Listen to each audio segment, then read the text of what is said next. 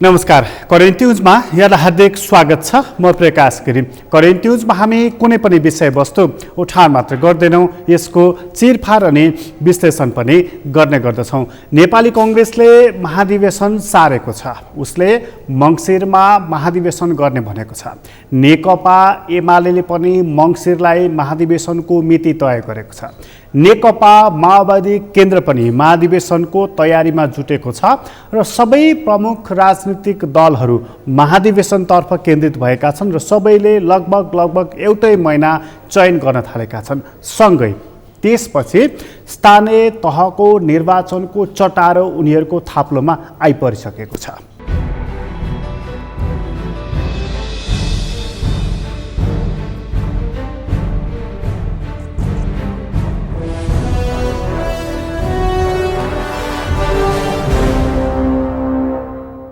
प्रमुख राजनीतिक दलहरू निर्वाचनको र सँगसँगै पार्टीको महाधिवेशनको दोहोरो चाप र दोहोरो मारमा पर्न थालेका छन्। प्रमुख राजनीतिक दल मध्येको एउटा नेपाली कङ्ग्रेसले 5 वर्ष अवधि पुरा गरिसकेको छ महाधिवेशन गर्नको लागि। लोकतान्त्रिक दल भनेर चिनिएको नेपाली कङ्ग्रेसले महाधिवेशन गर्नको लागि गरेको विलम्ब हेर्दाखेरि कसरी लोकतान्त्रिक भनेर प्रश्नहरू उब्जिएको छ। कोभिडलाई उसले बहाना बनाएको छ, तर आन्तरिक व्यवस्थापन गर्न नसकेको कुरालाई उसले अहिले ठाकछोप गरेको छ।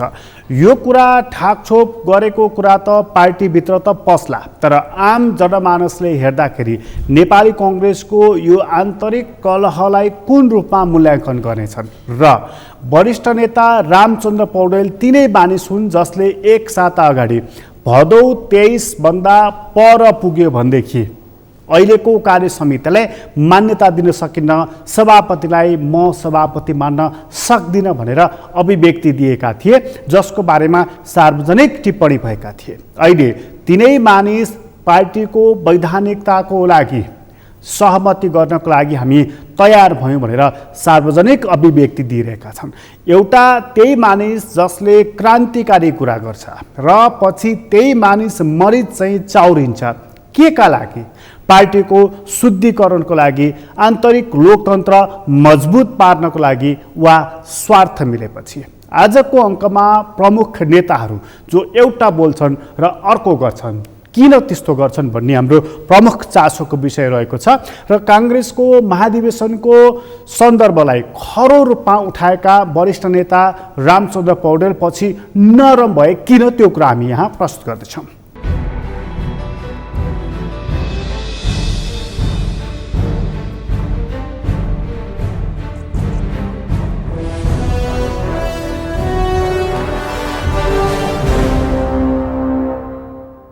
को 9, 10, 11, 12 र 13 गते गरेर 5 दिन गर्ने गरी आज हामीले बडा सहमतिपूर्वक निर्णय गरेका छौँ।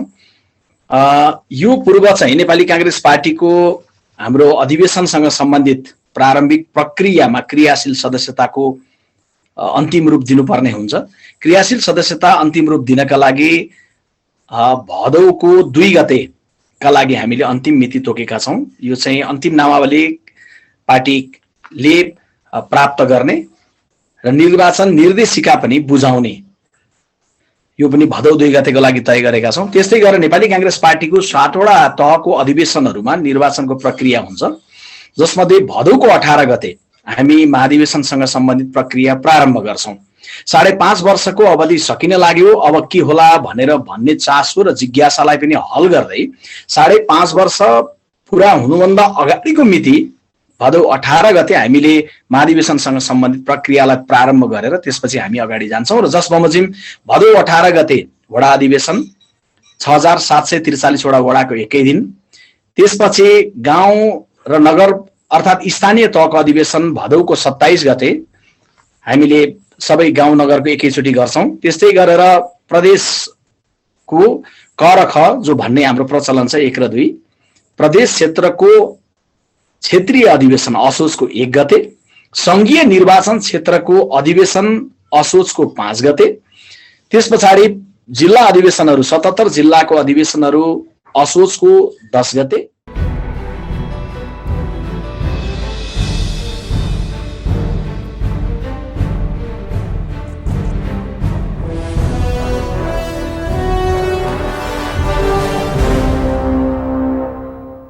जसरी नेपाली कङ्ग्रेसका नेता रामचन्द्र पौडेल नरम भएका छन्, त्यसै गरी नेकपा एमाले भित्रको रडाको कम रहेको छैन। पार्टी एक नै रहने कि त्यो पार्टी दुई हुने भन्ने अहिले पनि सार्वजनिक बहसको विषय बनिराखेको छ। माधव कुमार नेपालले सार्वजनिक रूपमा अभिव्यक्ति दिएका छन्, हामी कसैको टाङ मुनि पसेर एकता भन्दै निशर्त जाने छैन भनेर, अर्थात् स्वाभिमान गुमाएर एकता हुँदैन भनेर। उनले स्वाभिमान केलाई भने? उनले ठानेको स्वाभिमान के हो? प्रश्न त्यहाँनिर रहेको छ। अर्कोतर्फ नेकपा एमालेको नेतृत्व केपी ओलीले गरिराखेका छन् र उनले पार्टीको एउटा ठुलो तबका, पार्टीको संरचनाभन्दा, विधानभन्दा, विधिभन्दा बाहिर बसिराखेको छ भने त्यसलाई समेट्ने कि छाड्ने निर्णय गर्न सकिराखेको छैन। तर पार्टीको महाधिवेशनको मिति चाहिँ उसले पनि उच्चारण गरेको छ र हामी अलग ढङ्गबाट जान पनि सक्छौँ भनेको छ र विधान विपरीत, विधि विपरीत जानेहरूलाई न कारबाही गर्न सकेको छ, न भइहाल्यो त भनेर एकतामा नै ल्याउन सकेको छ। यो अकर्म नेता किन? यो प्रश्न पनि केपी ओलीको पक्षमा छँदैछ। अनि पार्टीमा विधि चल्नुपर्दछ, विधिले जे भन्दछ, विधान जस्तो छ त्यसअनुसार चल्नुपर्छ भन्ने माधव कुमार नेपाल छन् र विधान मिचेर जब हिँडिरहेको छन् उनी भनी, अथवा उनले भनेअनुसार अध्यक्ष चलिरहेका छैनन् भनी उनी के कुरा अथवा कुन साइत कुरेर बसिरहेका छन्? अलग दल गठन गर्ने नै उनको अबको उद्देश्य हो वा केपी ओली बाहेकको एमालेमा प्रवेश गर्ने हो वा आफ्ना केही शर्तहरू पुरा गराएर मात्रै नेकपा एमालेमा प्रवेश गर्ने हो? प्रश्न उनका सामुन्नेमा उब्जिरहेको छ।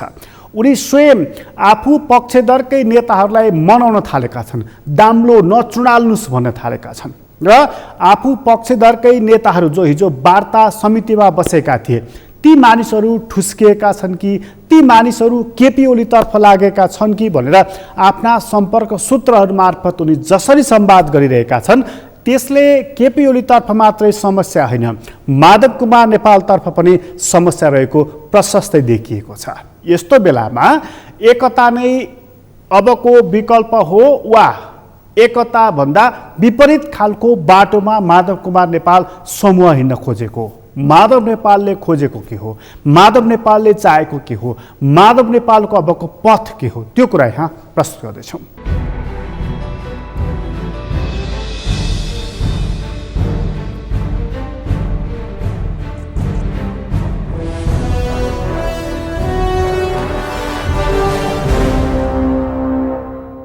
हाम्रो चाहना हो, हाम्रो इच्छा हो।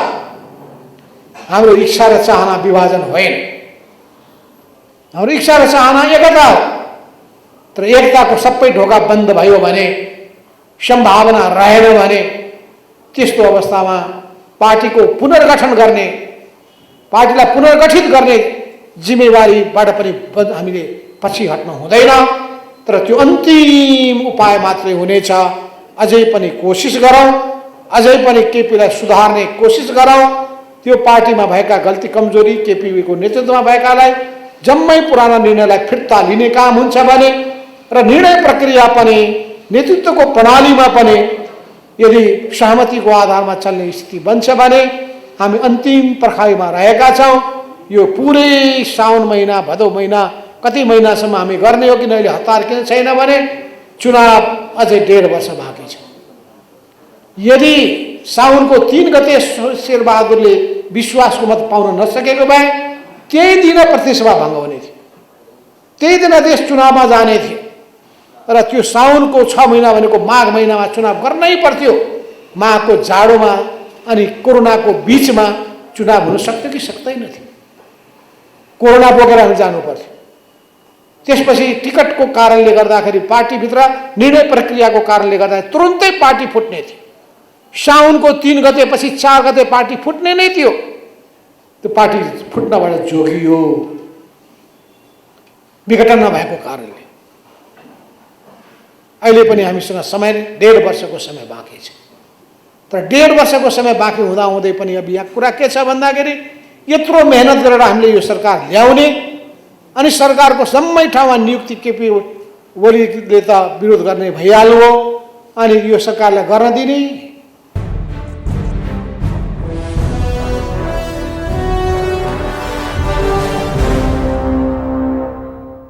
नेकपा एमालेमा जुन विग्रह देखा परेको थियो कङ्ग्रेसमा लगभग त्यही विग्रह देखा पर्न थालिसकेको थियो। तर हतार कङ्ग्रेसले आफूभित्रको बेमेललाई मिलाएको छ। 3 दिनसम्म केन्द्रीय समितिको बैठक बस्यो, उसले महाधिवेशनको कार्यतालिका सर्वसम्मत रूपमा पास गरेको छ। मङ्सिरमा महाधिवेशन गर्छौँ भनेको छ। तर मङ्सिरमा कोभिड बढ्यो भनेदेखि काङ्ग्रेसले के गर्छ? प्रश्न फेरि पनि त्यही नै पुगेको छ र अर्को पनि प्रश्न गर्न थालिएको छ। काङ्ग्रेसको सभापतिले यो महाधिवेशनको मिति धकेल्दै स्थानीय चुनाव पहिला त्यसपछि महाधिवेशन गर्न खोजेका त होइनन्? प्रश्न त्यहाँनिर पनि उब्जिएको छ। यति धेरै शङ्का नगर्ने हो भनेदेखि पनि 3 महिना चाहिँ कङ्ग्रेसको महाधिवेशन सरेको छ। दुवै पार्टीहरू एमाले र नेपाली कङ्ग्रेसमा देखिएको यो समस्याको जड तत्कालको लागि हल भएको हो कि यो समस्या जिउका त्यौँ छ? यो प्रश्न पनि उत्तिकै रहेको छ। पार्टीहरूमा जबसम्म विचारको बारेमा बहस हुँदैन, पार्टीले लिने विचार के हो भन्ने कुरा परिलक्षित हुँदैन, पार्टीको उद्देश्यहरू तय हुँदैन, तबसम्म यस्तै अलमल भइरहन्छ र एउटा कोणमा पुगेर जब स्वार्थ मिल्छ उनीहरू मिल्छन्, जब स्वार्थ बाजिन्छ उनीहरू बाँच्छन्। यही समस्या देखा परेको छ। देशकै यी 2 ठुला राजनीतिक दल, यी 2 ठुला जेठा पुराना बुढा राजनीतिक दलहरूले दिन खोजेको सन्देश के हो? उनीहरूले स्थापित गर्न खोजेको मूल्य के हो? मान्यता के हो? प्रश्न त्यहाँनिर रहेको छ। राजनीतिलाई यस्तै विकृत बनाइराख्ने या शुद्धिकरणको बाटोतर्फ जाने उनीहरूले यो कुरा परिलक्षित गर्नुपर्छ, तर गर्न सकिरहेका छैनन्। यदि यो सकिरहेका छैनन् भनेदेखि बाँकी दलले के गर्लान्? बाँकी दलले के सिक्लान्? हामी त्यहाँ पनि प्रवेश गर्नेछौँ। अहिले छोटो विश्राम लिँदैछौँ।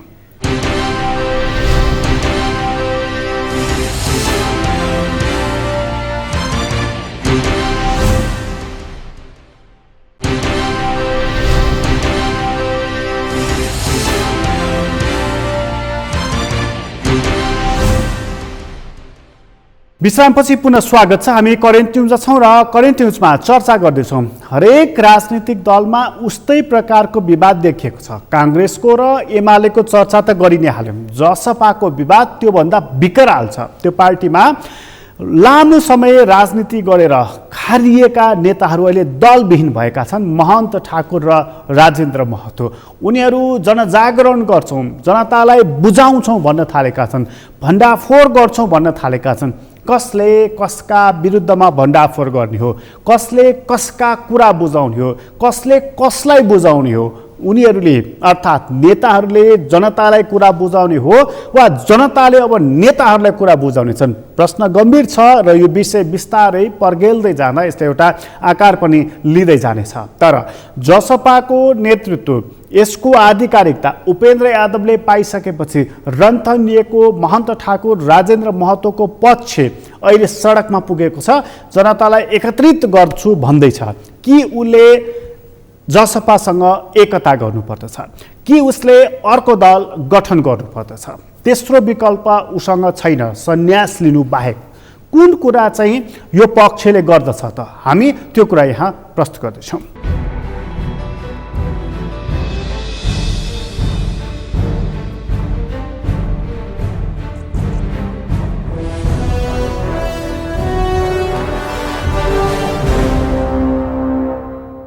संघीय लोकतान्त्रिक गणतन्त्र आइसक्यो रे।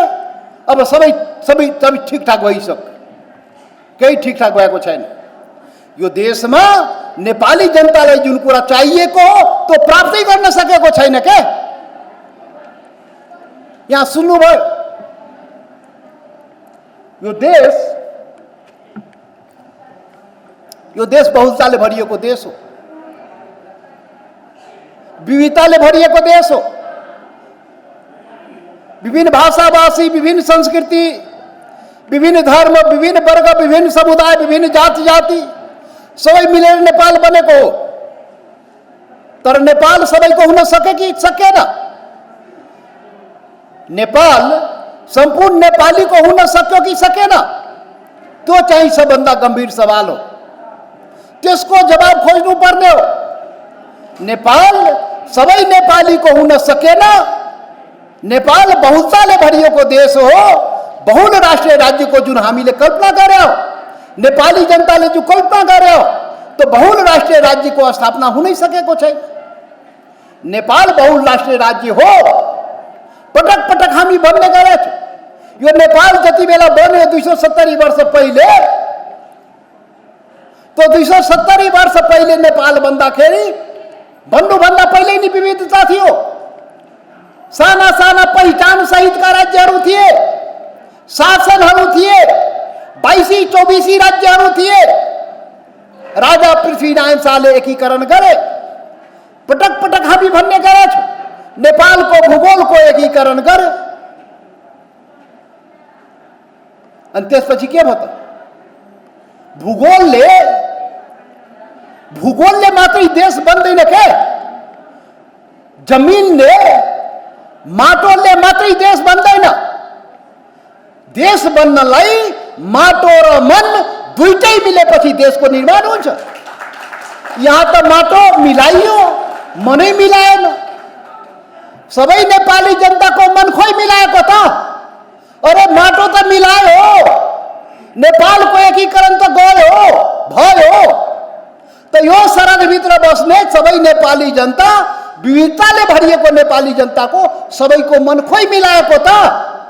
अरे हिमाल पहाड तराईमा बस्ने सबै जनताको मन खोइ मिलाएको त?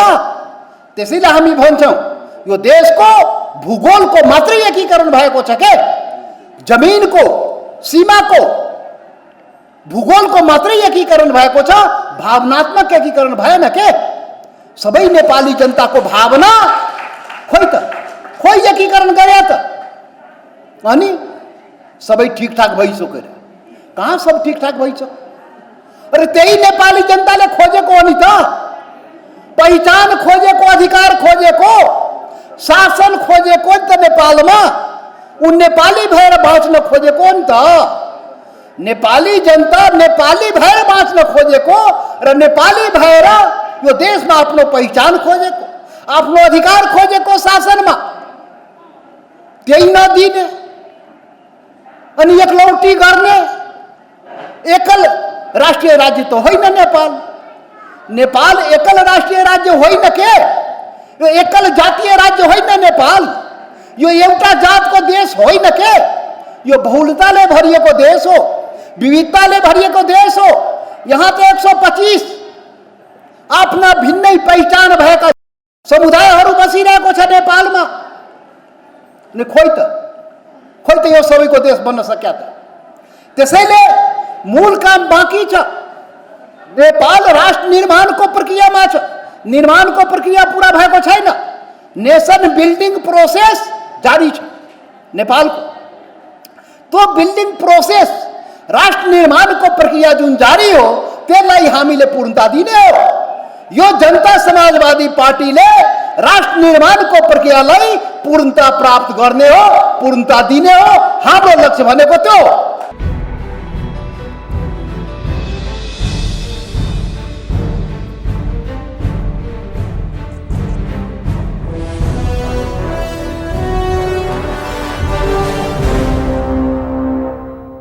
तीनवटै राजनीतिक दलमा उस्तै प्रकृतिको विवाद देखिएको छ। काङ्ग्रेसमा, एमालेमा, जसपामा र विवादभन्दा पर माओवादी केन्द्र पनि रहेको छैन। उसलाई महाधिवेशन उसलाई पनि गर्नु छ। पार्टीको नाम माओवादी राख्ने कि नराख्ने भन्ने उसको पनि मन्थनको विषय बनेको छ। कमिटी गठन गरिएको छ र बिस्तारै त्यो माओवादी भन्ने नाम उसलाई किन खाँडो हुँदै गइरहेको छ, किन उसलाई समस्या पर्दै गइरहेको छ, यो प्रश्न उत्तिकै गम्भीर रूपमा उठिराखेको छ। जसोतसो पार्टी चलाउने कि त्यसलाई जीवन्त बनाउने भन्ने जिम्मेवारी अध्यक्ष पुष्पकमल दाहाल प्रचण्डको काँधमा आएको छ। केन्द्रीय समितिको बैठकहरू उनले डाक्न थालेका छन्। सरकारमा प्रमुख हिस्सा लिएको दल माओवादी केन्द्र हो, तर त्यही सरकारले पूर्णता पाएको छैन। मन्त्री परिषदले पूर्णता नपाउँदा प्रधानमन्त्रीको मात्र दोष हुने छैन, उससँग गठबन्धन गरेका राजनीतिक दलको पनि उत्तिकै दोष हुनेछ। त्यसैले यो दोषबाट हामी उम्क्यौँ, हामीले थालेको यात्रालाई एउटा गन्तव्यमा पुर्याउँ भन्ने दायित्व सत्ता घटकहरूको हुनुपर्दछ, जुन अहिले देखिएको छैन। के कारणले माओवादी केन्द्र अलमलमा छ, उसको अबको प्राथमिकताको सूची के हो, त्यो कुरा यहाँ प्रस्तुत गर्दैछौँ।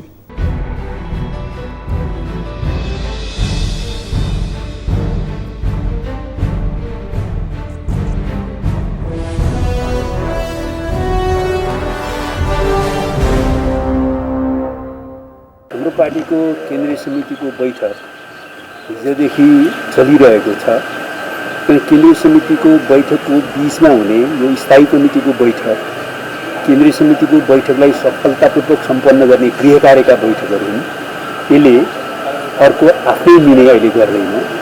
हामीले सकभर आजको बैठक, स्थायी कमिटीको बैठकबाट के एउटा समझदारी गरेका छौँ भने सकेसम्म आज नै केन्द्रीय समितिको बैठक सम्पन्न गर्ने गरी अगाडि बढ्न कोसिस गर्ने भनेर एउटा समझदारी बनाएका छौँ।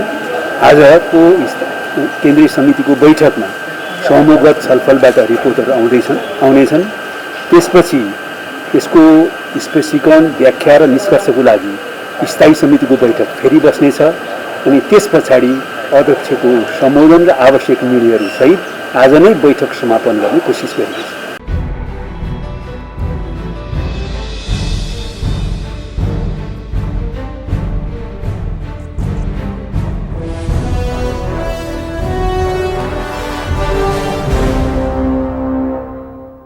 प्रमुख राजनीतिक दलहरूमा देखिएको यो अलमलले देखाउँछ कि ती राजनीतिक दल हुन् कि कम्पनी हुन् या गुटहरूको महासङ्घ हुन्। यो कुरा निकै ध्यानपूर्वक हेर्नुपर्ने बेला भएको छ। यदि ती राजनीतिक दल भए दलको विचार हुन्छ, उनीहरूको सङ्गठन हुन्छ र विचारले नै राजनीतिक दललाई निर्देशित गर्दछ। तर अहिलेका प्रमुख राजनीतिक दलहरू हेर्ने हो भनेदेखि विचार निकै धुमिल भएको र विचारबाट विशृङ्खलित हुँदै गएको देख्न सकिन्छ। उनीहरू विचारभन्दा स्वार्थबाट निर्देशित भएको देख्न सकिन्छ। यदि स्वार्थबाट निर्देशित नभएको हुन्थे भने वाम लोकतान्त्रिक गठबन्धन कसरी सम्भव हुन्थ्यो? यो कुरा हुन सक्ने कुरै थिएन। यदि विचारबाट विचलित नभएको भए नेकपा एमाले र त्यति बेलाको जसपाको मोर्चाबन्दी कसरी सम्भव हुन सक्थ्यो? यो कुरा सम्भव थिएन। त्यसैले विचार प्रधान कुरा हुन छाडेको छ हाम्रा राजनीतिक दलहरूलाई। स्वार्थ प्रमुख कुरा हुन थालेको छ। देशहितको स्वार्थ कि राजनीतिक पार्टीको स्वार्थ कि व्यक्तिगत स्वार्थ? प्रश्न त्यहाँ पनि रहेको छ। धेरै विश्लेषकहरू व्यक्तिगत स्वार्थ, कुण्ठा, आकाङ्क्षाले काम गरिरहेको छ भनिरहेका छन्। यदि त्यसो हो भनेदेखि यो राष्ट्र पुग्छ कहाँ? यी दलको औचित्य के हो? यी नेताहरूको औचित्य के हो? प्रश्नै प्रश्न छ। उनीहरूले अब स्खलित भएको राजनीतिक मान्यतालाई उकास्नु पर्नेछ। बढ्दै गएको नकारात्मक भावलाई सकारात्मकतर्फ अघि बढाउनु पर्नेछ। यो गठबन्धनको पहिलो काम त्यो हुनुपर्नेछ। तर प्रारम्भिक सङ्केत राम्रो देखिराखेको चाहिँ अहिले पनि छैन। करेन्ट न्युज अहिलेलाई यति नै। करेन्ट न्युजबाट म प्रकाश गिरीलाई बिदा दिनुहोस्। सगरमाथा टेलिभिजन हेर्दै गर्नुहोला। नमस्कार।